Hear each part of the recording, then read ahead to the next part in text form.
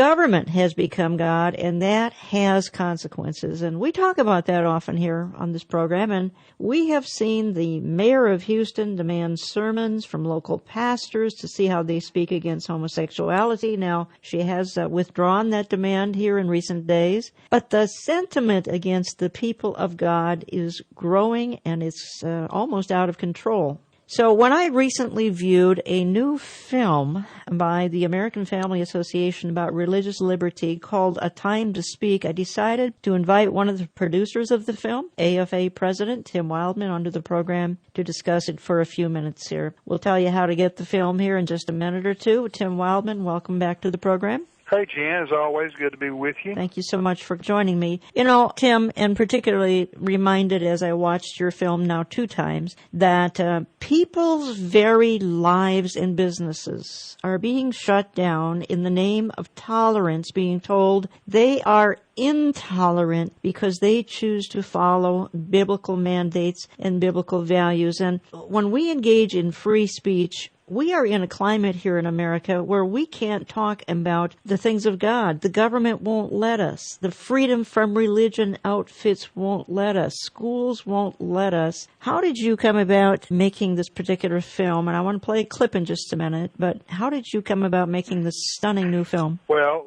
for the very reasons you've outlined, we follow this topic every day, Jan, as part of our ministry, American Family Association, and that is what is happening in terms of legal persecution to Christians in America. And because most people don't have time to keep up with this in terms of what's going on across the country, and I can tell you, that Christians are being, and Christianity, I believe it's being singled out because of its rich tradition in our country and its historical place in our country. These secular, they call themselves progressives. They used to be called liberals, secular humanists. These people want to eradicate any connection between the public square and Christianity, and more than that, with the advancement of the gay, lesbian, bisexual, transgendered social and political movement, they want to punish Christians who have businesses who do not want to participate with gay, quote, marriages or weddings. That's going on all the time. I mean, there are several examples I could give you of that where the governments have been punitive against these Christians. Let me play a clip. You opened the door for me to play this, and you've got a couple of clips in here. One is of a cake maker, another is of a florist, and they've got to make a decision here. Are they going to service the same-sex weddings, etc.? It's a wonderful clip. Let's just play it. It's 3 minutes. Melissa had set up the appointment. It was via email, I believe. A gal and her mom came in. They sat down, and just like every other time, I said, okay, what's the wedding date? He asked, what's the bride and groom's name? Because that's always like one of our first questions, because it's not the top of our contract. She kind of giggled, said it's 2 brides. I was actually very apologetic. I said, I'm really sorry. I think I wasted your time. We don't do cakes for same-sex ceremonies. She looked at her mom. They kind of got a disgusted look on their face, got up and walked out. I asked my husband, were you nice? How did it go? And he's like, no, I was very nice. I was very friendly about it. But they just, they weren't happy. And I was like, okay. He's like, it'll be okay. And then all of a sudden I hear him say, I'm going to have to call you back. The mom came back in. She said, you get to say your piece, and I'd like to say mine. I said, okay. She told me that she once believed the way I believe, but since her truth had changed.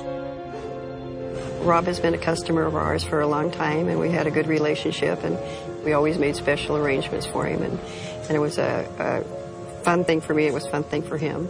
And he came in the store one day, and we were chit-chatting, and he says, oh, I'm going to get married.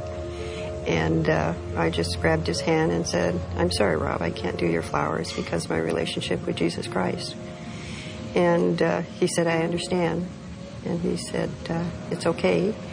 And we talked for a while and visited, and we hugged each other, and he left. And so we thought everything was fine between both of us, and then the next day it went viral. And Tim Wildman, as you relate in the film, these folks then, some of them, they get hate mail, they get hate email, they get hate calls. The tolerant left is not so tolerant, are they? No, they're not, Jan. They're very aggressive. What happened with that bakery, that young couple out in Oregon, in which I met them recently, personally, and they were Christians. You know, they sold their products to gay and lesbian people. That wasn't an issue. They didn't discriminate because somebody wanted to come in and do business with them. What they objected to was they said, will you do this for our wedding? Mm-hmm. And they said, listen, we can't violate our Christian convictions. We don't agree with same-sex, quote, marriage, end quote. So they wanted to force this couple to make this cake or else they get fined. And that's exactly what happened. And that was what happened with in Colorado with the florist. You heard the florist there in Colorado saying the same thing. Right. So these people had no history of being in any kind of way hateful towards homosexuals at all. They just couldn't participate in something they thought was against their Christian convictions, and yet they used the state to go after these folks in the name of discrimination. You know, think about this, Jan. This is how ridiculous this is.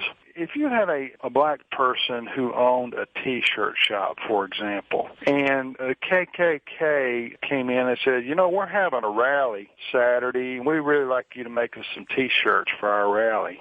If that black business owner objected, you know, right. Wouldn't that be understandable? I could give you many other examples of that kind of thing. So Christians should not be forced to participate in these gay weddings, and I use that in quotations. I don't ever believe that'll be legitimate in the eyes of God, or certainly historically, you don't have anything like a, quote, gay wedding. But anyway, that's what's going on. That makes us haters. That makes your organization and my organization splashed all over the Internet on the various leftist blogs and websites, and you know the various ones I'm talking about.